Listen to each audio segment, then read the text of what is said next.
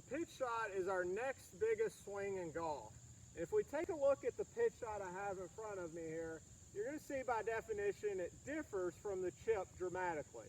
The chip was a low running shot. A chip is a shot that's going to be on the ground running more than it is in the air. So if we look at our pitch here, we're going to notice that the ball has to be in the air more than it is rolling.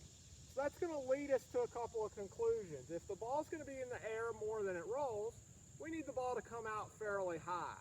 So that's going to dictate our club selection. So we need to use our most lofted clubs. We could use 56, 58, 60, 62 if you have one. But we want to use our most lofted clubs because that's the easiest tool to use for the shot. The second is, it dictates our ball position. We no longer want the ball back like we had it in chipping, because when we put the ball towards our back foot, it leans the shaft a little bit more forward, which causes the loft of the club to decrease. So it would make the ball come out low and help it run. So in pitching, we want the ball to come out a bit higher, so we're going to put the ball more in the middle of our stance. Now it's still very much just like chipping with our setup. We want our laces under our hips. We want our upper body to sit a little bit forward, and we want it to stay forward all the way into the finish. Now, there's only a couple other differences between chipping and pitching.